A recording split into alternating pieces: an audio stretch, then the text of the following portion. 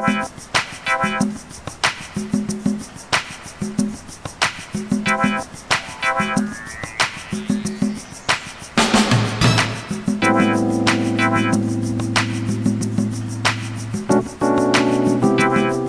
guys, Reza here from Budget Audio Chrono. Today we'll be bringing you the TRN TA2. This is a contrarian view. I personally like the TA2 a lot as compared to several reviewers where they dislike the TA2 for the bloated mid bass, but I'm getting ahead of myself just to share with you a little bit more about the heritage of the TA2. The TA1 was released quite a while ago, probably slightly over half a year ago, and had very good reviews so far. That was a one balanced armature and one dynamic driver, and I believe TRN decided to upgrade the TA1 to a TA2 by adding one more balanced armature. I do like what they have done with the TA2 over here. Alright, so I'm giving you my perspective and you can compare it to other reviewers and see what they say about it and come to a conclusion. Alright, so the TA2 is at US $46. Okay, it is in a very competitive price range. Alright, Singapore dollars is about $63, $62. If it's on sale, you might get it exactly at $60. Alright, okay, the impedance is 16 ohms, sensitivity is 118, so I have no problems driving the TA2 on my mobile phone directly. In fact, I think the TA2 performed very well on my mobile phone, even at low volumes. I took a nap using the TA2 and listening to Strunz and Farah's Fantaseo album, which is fantastic. Alright, okay, so over here, here's my listening preferences and use case scenario. I will bring my notes and just flip through the notes and share with you a little bit more what are my listening preferences. So here's my listening preferences and use case scenario. I like the Harman type tuning. Okay, so I do love the Harman type tuning, and with that Harman type tuning, I like something with a slightly brighter edge, a bit more trebles, okay, to give that top end crisp sound and also clarity. Isolation and fit has to be decent enough to drown out the subway train noise. I do need ample bass to overcome the low frequency droning sound of the subway train. So I need some kind of good isolation from the IEM and also good bass response to overcome the low drone of the train. So if you take the subway often, you will know what I mean. And honestly speaking, I don't mind a narrower soundstage and not having that sort of upper trebles presence, like very airy, hyper shimmery trebles. Some of my friends do enjoy that sort of top end air, right? So in their sound, personally, I don't miss it that much. Once in a while, it's okay. So I do have the Eco OH10 if I do want a bit of that slightly more airy sound, a bit more head space kind of sound. That's quite good once in a while. Imaging is still critical in a narrower soundstage, typically if you're in an in-studio performance situation. Although everything is packed tighter together, you can still distinct each placement of instruments within the studio. So that's what I look for in a pair of earphones. Alright, within the budget of, let's say, US $30 to maximum US $100. Anything beyond that, to me, like US $150 and above, is mid-fi and should be a given in terms of its imaging, separation, and transparency of sound. Okay, alright, so audio chain, guys. So the audio chain for my tests is simply, number one, just the mobile phone, alright, the Samsung.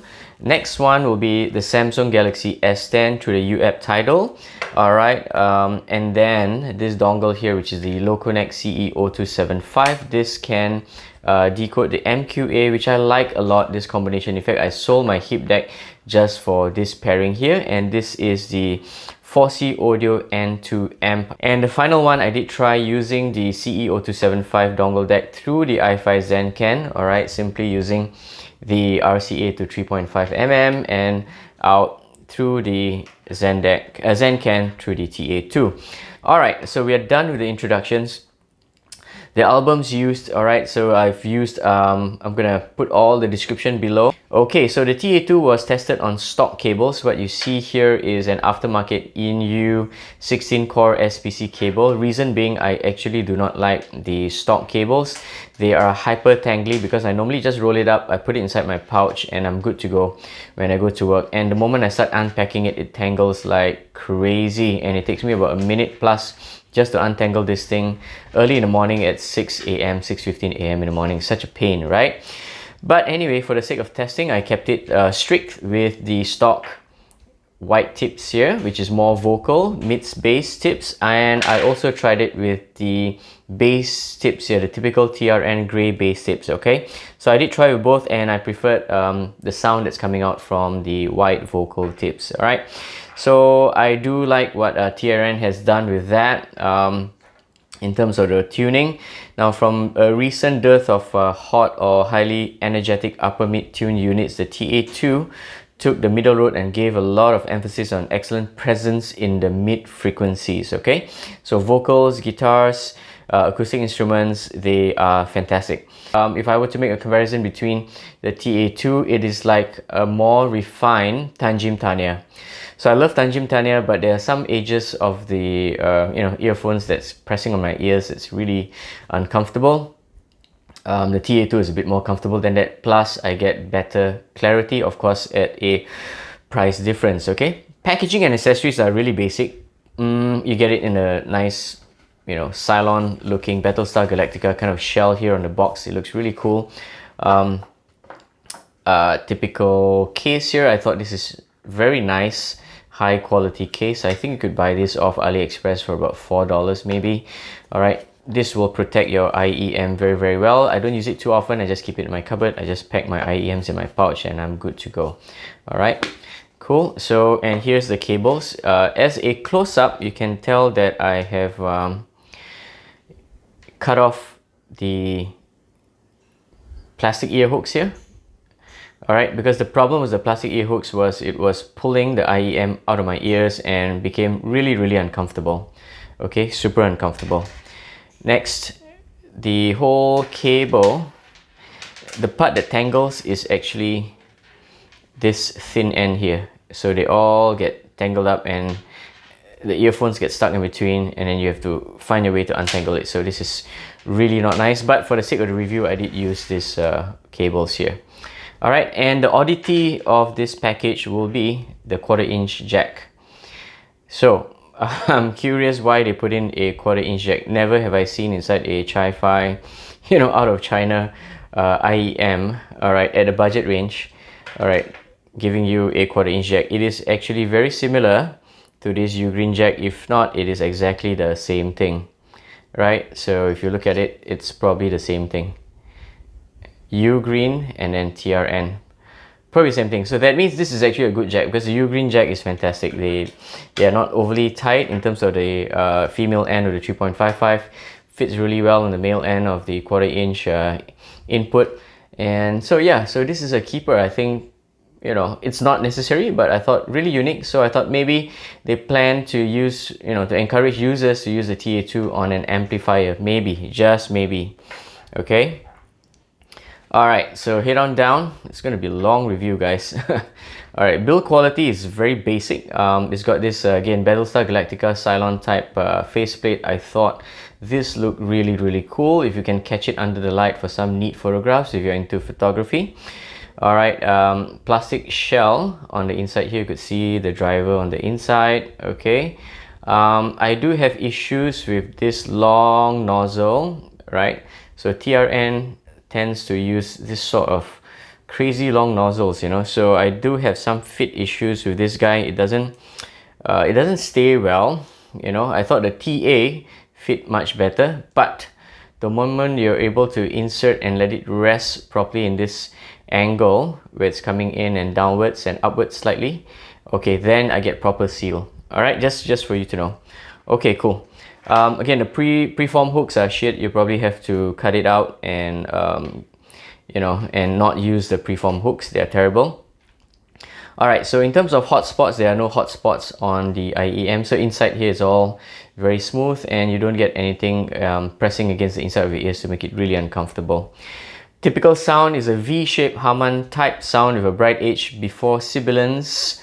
Alright, and boosted upper mids just slightly before that 4 kHz, 5 kHz edge to the sound, and I think they have done very, very well with that mids tuning here. Again, it's got that slightly relaxed, laid back sound, great for chilling out, but you don't lose a lot of details with the TA2 over here.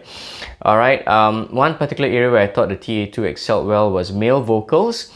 Typically like Majid Jordan's voice in Wildest Dreams, it sounds really good in that pop track. I understand it's a pop track, probably auto-tuned and all that, but it sounds good and you can really enjoy your music on the TA2. You'll get hooked on the sound pretty easily. Trebles are still fairly crisp, guys, so you know, again, I thought the trebles came off really well without rolling off too early. Alright, bass sounds, back to sound, bass sounds really full, firm, thumpy, excellent. So pop tracks, EDM tracks, fantastic. You know, Daft Punk's Random Access Memories album is fantastic. I did find that you know, the deadmau5 4x4 equals 12 opening track, Some Chords, is a challenging track for a lot of IEMs, because what happens is the synth guitars come in, it drowns the bass and then snares, and then it thins the bass kicks, and then you wait for the hook at 137, and then you wait and see how your earphones perform when the bass kicks in at 137 onwards. If you bob your head to the music, then these guys are doing a great job, which I did. The TA2, nice, solid, full thumping bass. Mids is possibly the star of the show. The TA2 lends an excellent organic sound to most acoustic and percussion instruments. Vocals are incredibly smooth. I like what they have done with the vocals. Although for female vocals, Krall's this particular album, Quiet Nights, yeah, Boy from Ipanema, her voice sounds a little hazy, almost like a Sennheiser type kind of veiled sound. I'm fine with it because I do like the Sennheiser HD598 sound, but for that particular track, you may find that it may not be fully transparent for you. So the TA2 may not be able to work that well for Krall's voice. Male vocals, fantastic. Surprisingly, works very well for Eva Cassidy's Autumn Leaves album. Alright, it sounds really good, an excellent mix of air and throaty body to the sound, to her voice. And that track is a great test track for any kind of upper mids shoutiness. So any kind of glare and blare to the sound, you can hear it at 403 to 23 onwards. So the TA2 handled it like a champ. Alright, trebles. Alright, we are almost closing here. Trebles extend just before sibilance territory, and I have no complaints about the trebles.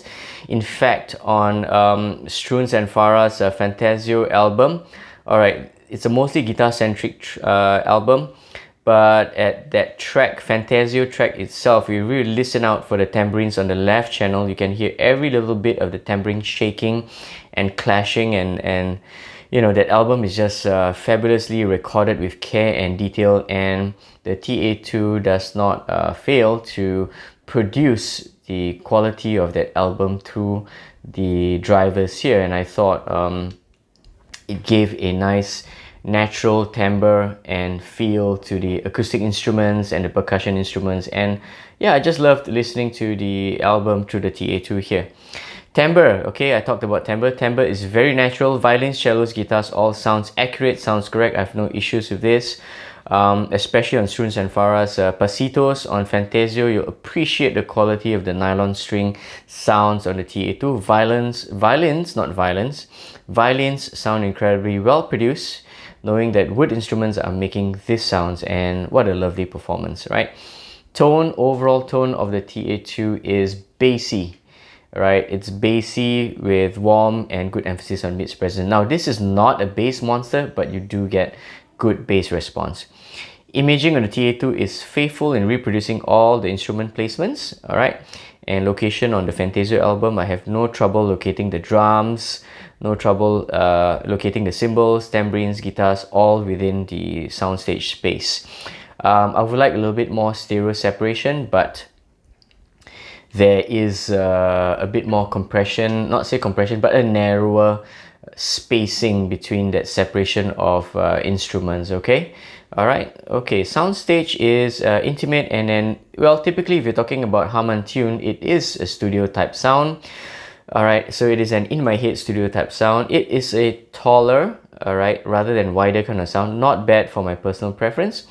And in terms of value, again, value is a subjective manner, so it's a subjective matter. I do think as a package in totality, I wrote that it is worth the money, but I do think right now, after looking at it again from the perspective of the cables, I thought, well, at US $46, they could have done a little bit better with the cables, but tuning, shell and all that, I thought it's alright, it's okay. It's maybe a 4 out of 5 kind of value, okay? You could shop a bit more. Some have said, why not try the K-Bear Robin instead?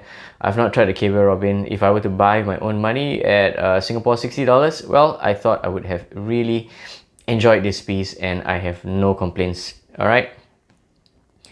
Well, quickly to the pros and cons. It has excellent bass and great mids for a relaxed and enjoyable listening session. Timbre and tone are natural and well balanced to suit those who prefer a V-shaped sound. Above average imaging and detailed retrieval without being sibilant. Alright, let's bring it right here.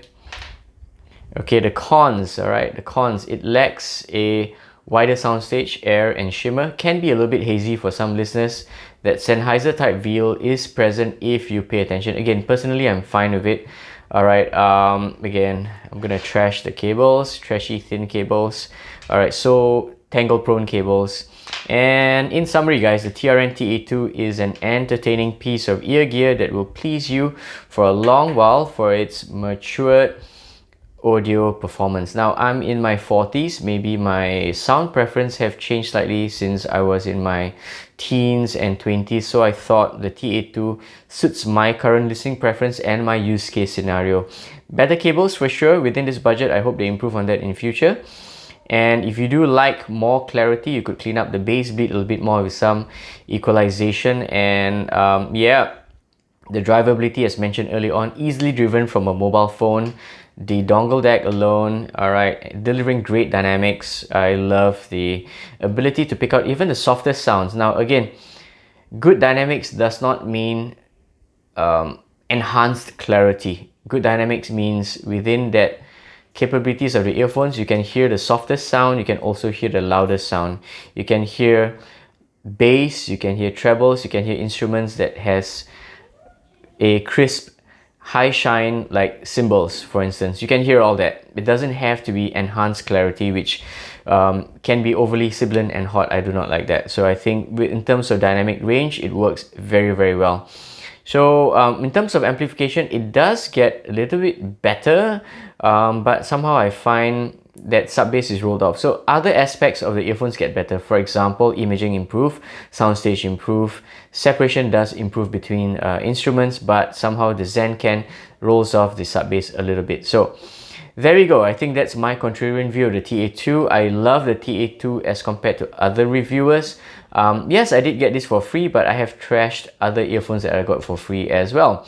Alright, okay, it's a complimentary piece for me to give my peace of mind, a piece of my mind, a perspective, an honest perspective, and I do think the TA2 worked really well for me personally, that it has become a regular daily driver, especially once I swapped out the cables for this particular ENU SPC. Alright guys, so stay safe, take care, enjoy your audio, and I'll see you for the next video, which will be the TRN TA minus the TRN TA. That one is a so-so performance. If you're going to get the TA, you might as well just buy a cheaper one, buy the empty one, and you're good to go.